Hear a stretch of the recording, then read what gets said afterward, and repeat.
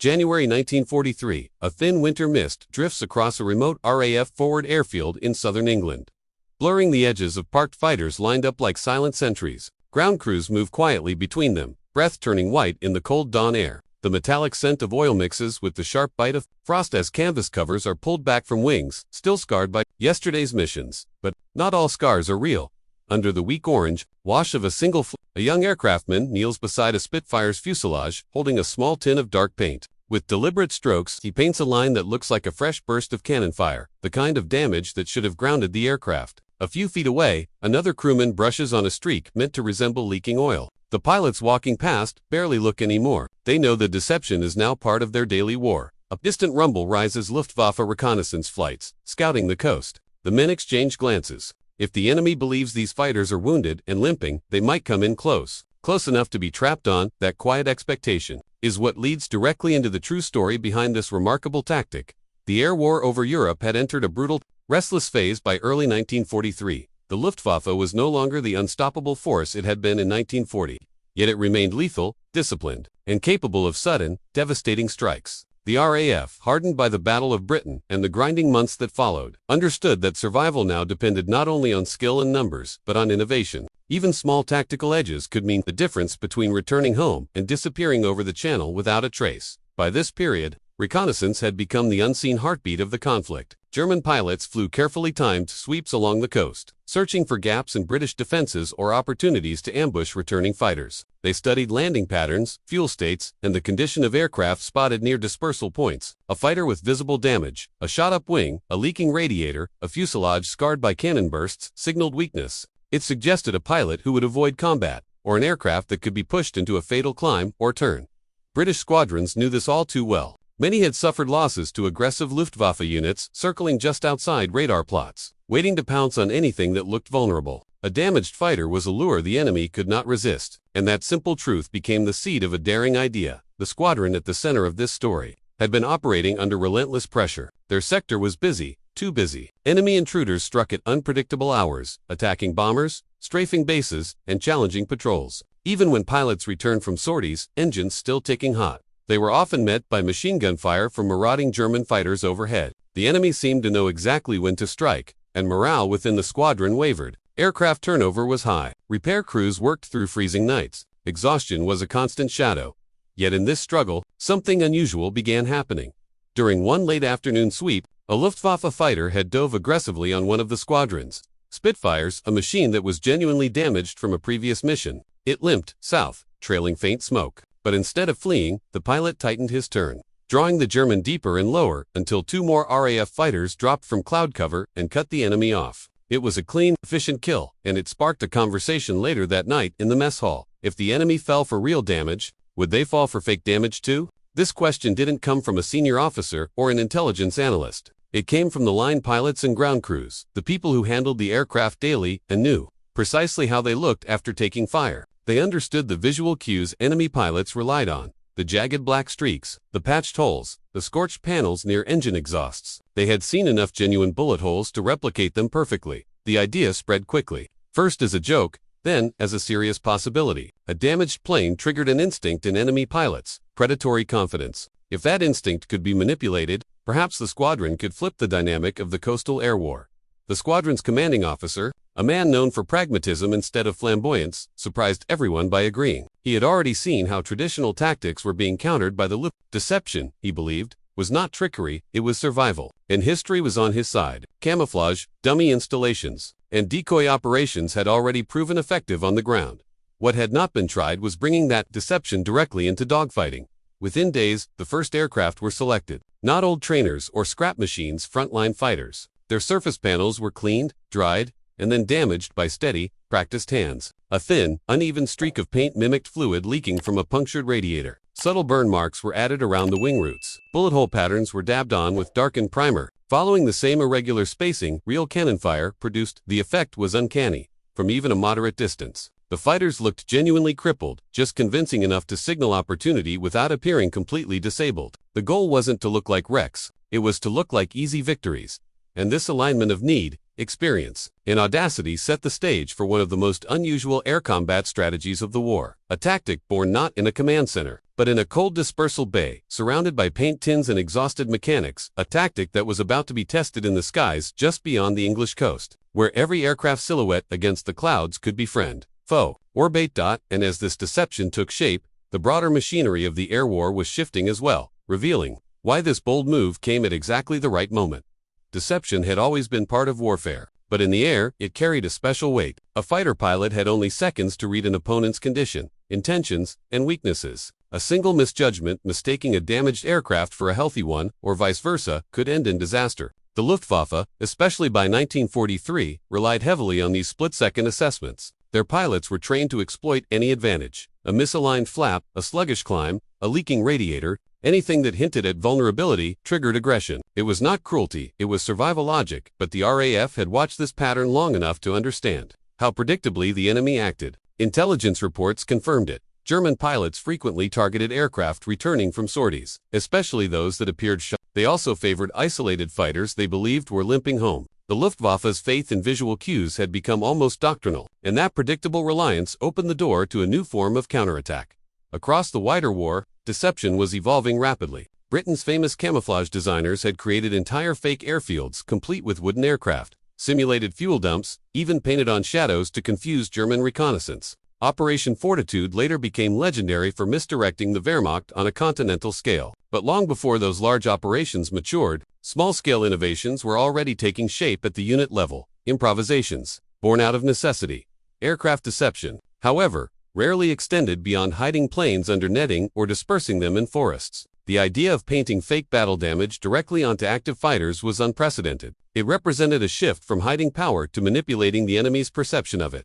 This squadron, positioned in one of the most active coastal sectors, understood that innovation had to be personal and immediate. Radar could warn of incoming raids, but it could not anticipate the behavior of individual enemy pilots. And the Luftwaffe still enjoyed pockets of dominance where skilled aces lurked for solitary targets. The RAF needed a countermeasure that did not depend on technology alone. They needed something psychological. The ground crews became central to the new tactic. Many of them had repaired real damage hundreds of times. They knew the texture of a cannon strike, the way heat scorched paint around exhaust ports, the specific pattern left by a 20mm shell bursting through a wing. They recreated these details with uncanny precision. Some used charcoal from the messering stove. Others mixed engine oil with black primer to create the thick, greasy streaks seen after a coolant leak. The result wasn't theatrical. It was subtle, intentionally so. The deception worked only because it mimicked the imperfections of real combat damage. Luftwaffe pilots were experienced enough to dismiss exaggerated markings, but they trusted the irregular chaos of what they understood.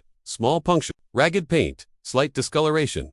Pilots within the squadron were briefed extensively. They were not to fly recklessly or pretend to be crippled. Instead, they were to behave as normal, but break away in ways that encouraged enemy pilots to close in. A shallow dive here, a gentle banking turn there, movements that suggested hesitation without outright weakness. Once the enemy committed to the chase, the trap sprung. Additional fighters, concealed by altitude or cloud cover, would pounce. This tactic required extraordinary discipline. One mistake, turning too sharply, diving too fast, revealing too much performance, and the deception collapsed. Enemy pilots would immediately sense that something was wrong, but if performed correctly, the ruse was devastating.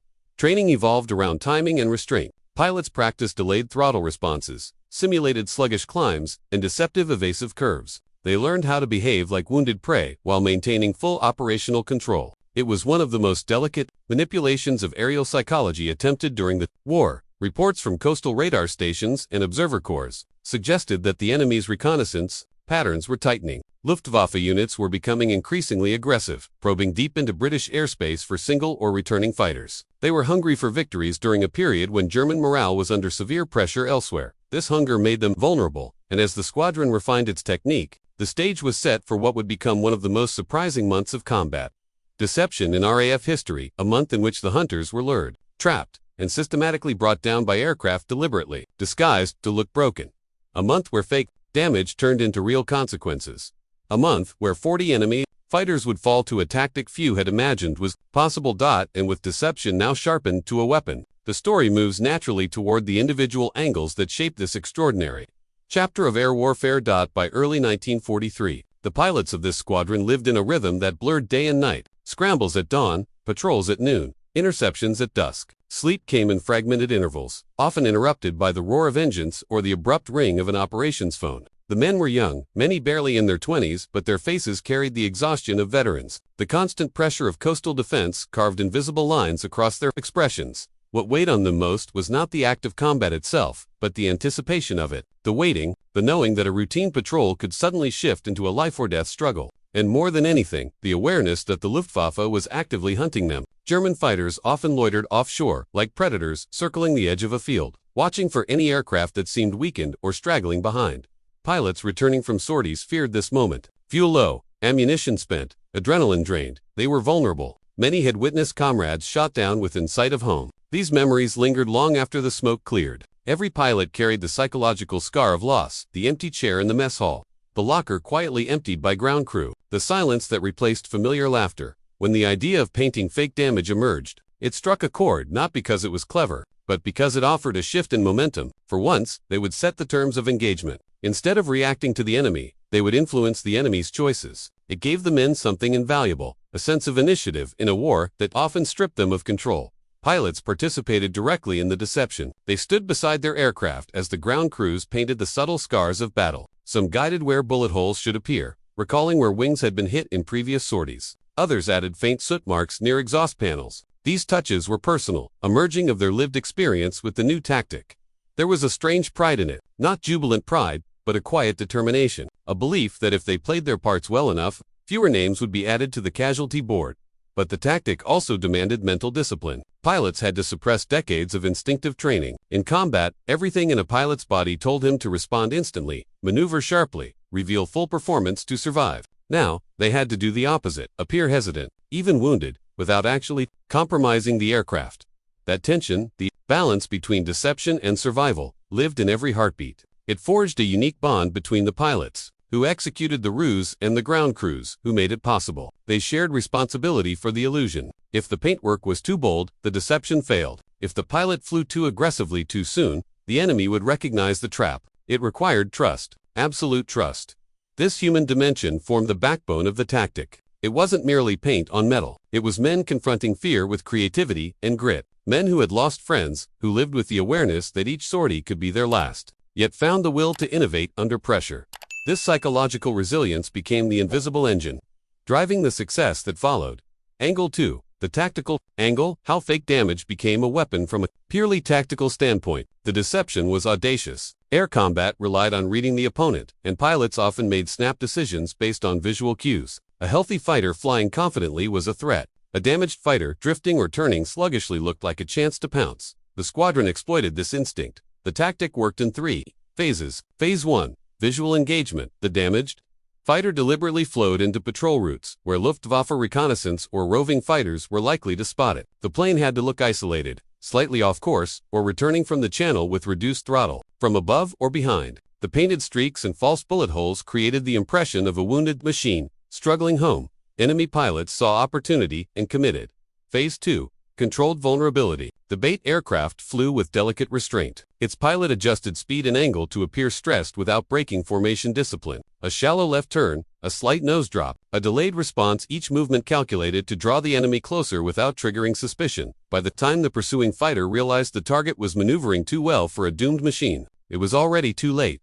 Phase 3. The ambush hidden above thin cloud banks or offset by altitude. Supporting fighters waited. The moment the enemy locked into pursuit, the ambush closed like jaws. One burst from the covering aircraft, often diving from above or cutting across the enemy's blind arc, ended the engagement swiftly. The Luftwaffe had trained its pilots to trust their eyes, and in this case, their eyes betrayed them.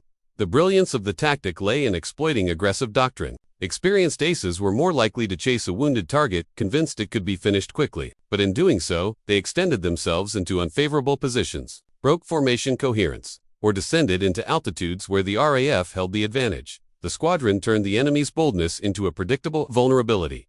Each ambush wasn't a chaotic dogfight. It was a controlled sequence, almost clinical, brief, decisive, and devastating.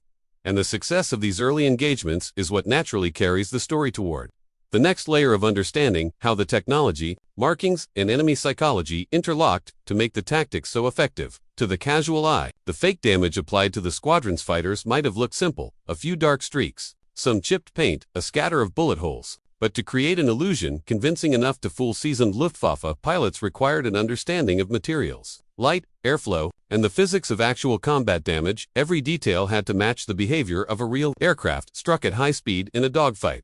The first challenge was color. Fresh paint reflected light differently from weathered metal. If the deception paint was too glossy, it would stand out. If it was too matte, it would look unnatural. Ground crews solved this by mixing soot from engine exhaust with thinning oil and small amounts of primer. This produced a finish that blended into the surrounding panel and darkened convincingly when light hit at an angle. Bullet hole patterns were even more delicate. Experienced pilots instantly recognized the shape and spacing of 20mm cannon impacts. Shells rarely struck in perfect lines. They tore through in erratic clusters, influenced by vibration, angle, and the chaos of maneuvering. Crews replicated this by using small sponges dipped in darkened pigment, pressing lightly to mimic chipped metal and scorching. Some added a faint metallic shine by rubbing graphite along the edges. Oil leaks, coolant trails, and scorch marks were perhaps the most convincing elements. Ground crews studied actual damaged aircraft, noting how fluids streaked backwards along the fuselage according to airflow. Using rags lightly dipped in engine oil, they dragged thin, uneven lines that tapered naturally across the wing roots. These stains caught sunlight exactly as real ones did. Under overcast skies, the fighters looked worn and battered. Under direct sun, the illusion deepened, edges softened, streaks darkened, shadows fell in just the right places. From the cockpit of a German fighter approaching at high speed, the deception would have been indistinguishable from genuine battle damage. Yet the tactic required not just visual authenticity, but technological awareness. Aircraft balance and performance could not be compromised. The painted damage had to stay lightweight, resistant to wind erosion, and invisible at close inspection. Mechanics tested different formulas on scrap panels before applying them to operational fighters. The squadron even standardized the deception. A set number of bullet hole patterns, standard smear lengths, consistent placement near wing roots, radiators, and fuselage panels. This uniformity allowed pilots to train around the markings, ensuring they knew exactly where the illusions were applied and could anticipate how close an enemy had to be to perceive them. In essence, the squadron had turned their aircraft into precision decoys, flying illusions designed to manipulate an enemy that trusted visual instincts more than radar or radio discipline. These visual tricks were only half the equation. The other half lay in the minds of the men sent to hunt them. By 1943, many Luftwaffe pilots operated under a heavy psychological burden. They were stretched across vast fronts, flying more missions with fewer resources. Replacement pilots lacked the rigorous training of earlier years, and experienced aces carried the weight of entire formations. The air war was becoming attritional, and with every loss, the pressure increased. Under these conditions, a damaged enemy aircraft became more than a target. It was a chance to score a quick victory, restore morale, and tighten control over contested airspace. The German doctrine reinforced this mindset. Pilots were taught to strike weak or isolated aircraft decisively. They were trained to read the signs, smoke trails, sluggish climbs, widening turns, drop-offs and throttle. These cues had proven reliable throughout the war, especially against inexperienced Allied pilots. But doctrine became a trap. The squadron's fake damage exploited not the Luftwaffe's lack of skill, but their skill itself. Elite pilots were most likely to fall for the deception because they trusted their experience. When they saw what looked like a wounded fighter, they committed fully, confident the engagement would be over quickly. Luftwaffe tactics also relied heavily on individual initiative. Pilots were expected to make independent decisions, break off from formation when opportunity arose, and chase vulnerable opponents aggressively. This flexibility made them dangerous, but it also made them predictable. When they saw what appeared to be a crippled fighter struggling home, they acted exactly as their training and instincts told them to. They closed in, and once they closed in, they lost altitude, maneuverability, and often situational awareness. The bait aircraft guided them downward or into a specific patch of sky, where altitude advantages flipped and the covering fighters waited. To the German pilot, the reversal was sudden and shocking. What should have been an easy kill became a trap within seconds. Reports from downed Luftwaffe pilots revealed genuine confusion. Some thought they had misjudged the enemy's speed. Others suspected the RAF had developed new engine tuning or modified propellers. Few imagined the possibility of deception, not because they lacked imagination, but because they believed damage couldn't be faked. Convincingly, the Luftwaffe trusted the evidence of their eyes. And that trust is precisely what the squadron exploited. Behind the tactics stood a commanding officer who understood that air combat wasn't just engines and maneuvers, it was psychology, timing, and the art of shaping an enemy's perceptions. Approving the use of fake damage was a gamble. If the deception failed, pilots could die. If the enemy uncovered the tactic quickly, the squadron's credibility and safety would crumble. Higher command might have dismissed the idea as reckless, but this officer saw the broader picture. The squadron was exhausted, pressured, and facing a cunning adversary. Doing nothing meant continuing to take losses. He saw the cost of hesitation in the empty bunks. He felt it in the tension across the briefing room each morning. By authorizing the deception, he gave his men more than a tactic. He gave them the feeling that they could reclaim the initiative. The squadron rallied behind the idea, not because it was ingenious, but because it meant fighting on their own terms. And with leadership aligned, technology refined, and enemy psychology understood, the stage was fully set for what happened next. The month when everything changed. A month where illusion turned into lethal precision. A month that would soon unfold in the climax. Forest had been silent for hours. Almost too silent. But suddenly, everything changed. A faint crunch of leaves echoed through the cold night air. At first, it sounded distant, harmless. But then the pattern became clear. German boots. Moving in formation, closing in. Our sniper froze. His breath trembled in the darkness as he slowly raised the rifle he had modified with his forbidden night vision hack. This was the moment he had been preparing for. The moment that would decide whether his entire unit survived, or vanished into the Ardennes forever. Through the dim green glow of his improvised scope, the world shifted. Shadows sharpened. Figures emerged. A full German patrol, sweeping the forest line with ruthless precision. One wrong move, one snapped twig, and they would be surrounded. His heartbeat matched the rhythm of the cold wind. He exhaled, slow, steady, and squeezed the trigger. The shot cracked through the forest. The lead German soldier dropped instantly. Before the patrol could react, a second shot rang out. Then a third, silent, precise, untraceable. Panic erupted in the German ranks. They spun wildly, trying to locate the invisible attacker. But to them, the forest was pitch black. To him, it was crystal clear. This single moment, this daring use of an improvised night vision hack turned the tide. The Germans retreated in confusion, convinced they had walked into an ambush. And in the frozen quiet that followed, the sniper finally breathed again. He had done it. He had saved his men. And he had proven that sometimes, the smallest innovation can change the course of a battle.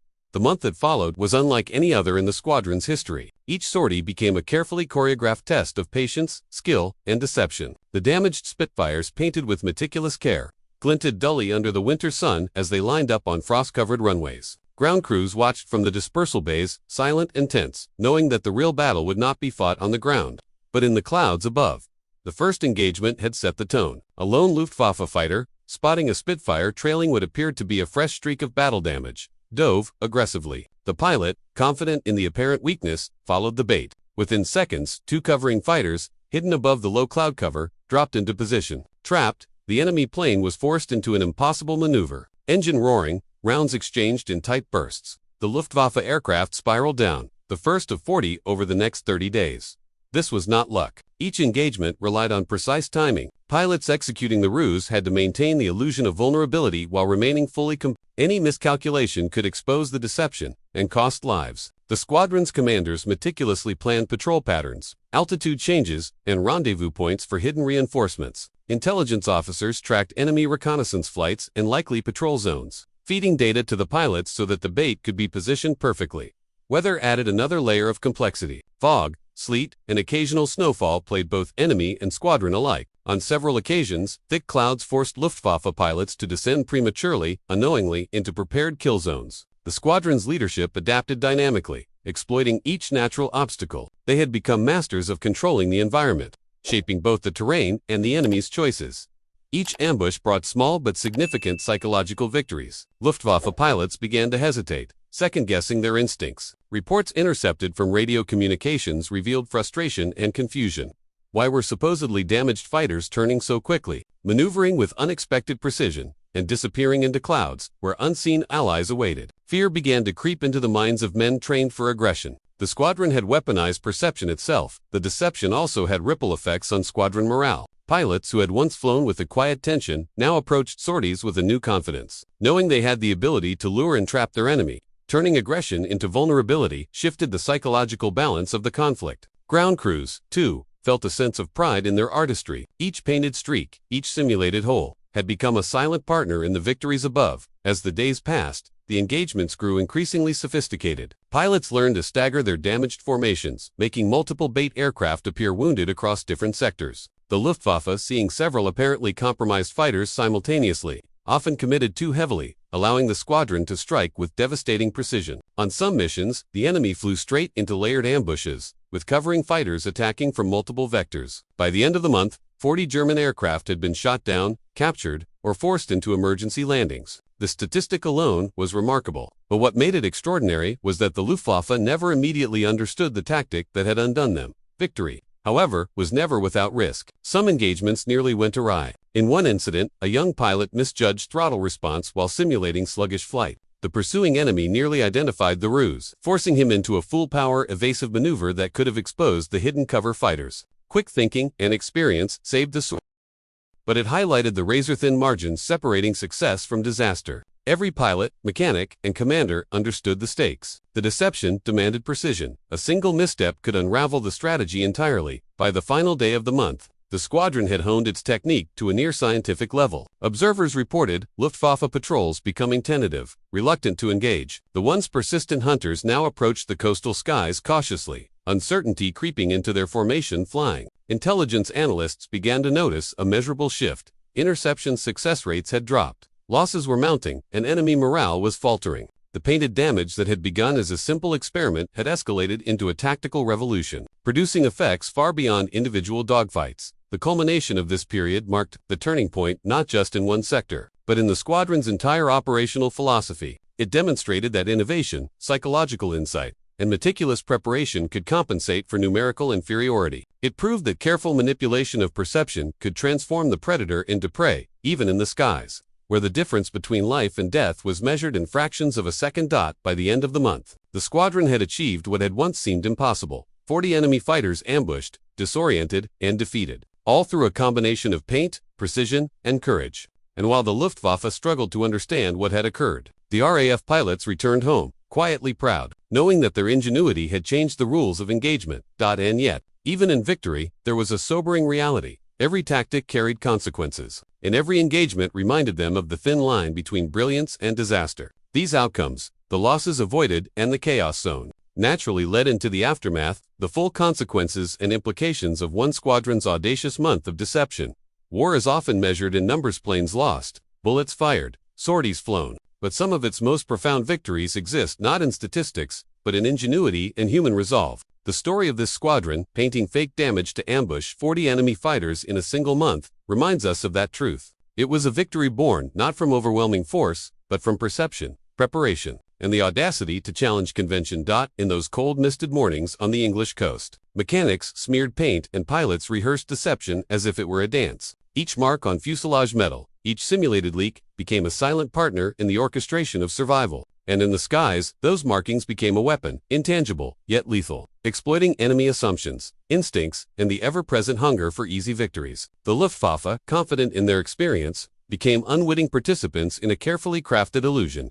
Yet this tale is not just about trickery. It is about human courage under pressure, the quiet brilliance of those who innovate at the edges of danger, and the psychological complexity of combat. Every pilot, every mechanic, every officer who approved the plan faced a gamble. Deception could just as easily have led to disaster. But in embracing uncertainty, they redefined the boundaries of aerial warfare. The broader lesson stretches beyond World War II.